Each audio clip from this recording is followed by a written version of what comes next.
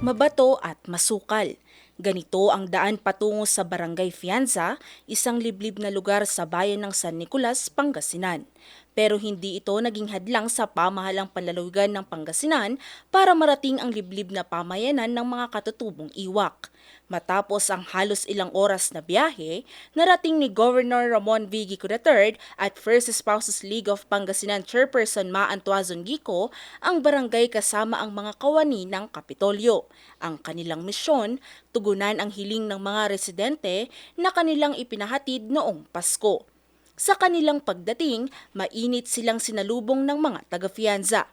Hindi maitago ang tuwa sa muka ng mga residente habang personal na iniabot sa kanila ang mga programang hatid ng Kapitolyo. Sana napasaya namin kayo ngayong araw na to at sana ay malaking tulong po itong mga matatanggap na minamahal nating kabarangay dito po sa Fianza.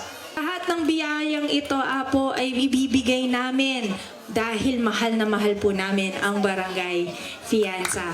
Isa sa mga pangunahing serbisyong dala ng Kapitolyo ay ang Konsulta Plus Gi-Konsulta kung saan nakatanggap ang mga residente ng libreng medical na konsultasyon, gamot at laboratory services.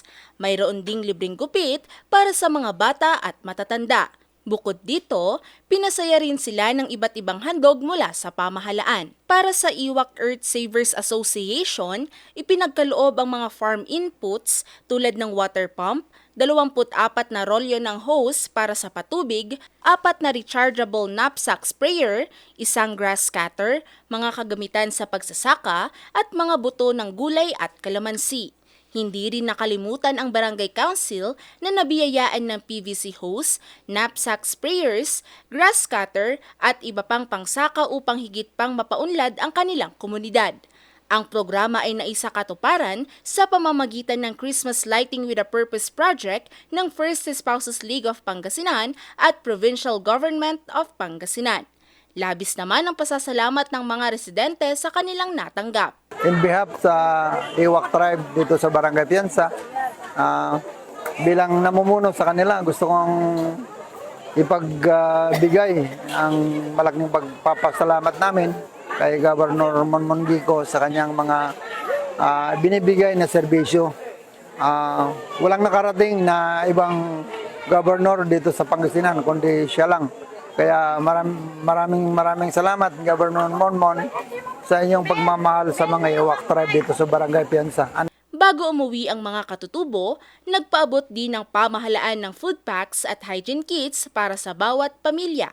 Dahil sa pagtutulungan ng iba't ibang ahensya ng gobyerno, PNP at lokal na pamahalaan, naging matagumpay ang programa na nagbigay hindi lang ng tulong kundi pati pag-asa sa mga katutubo ng Barangay Fianza.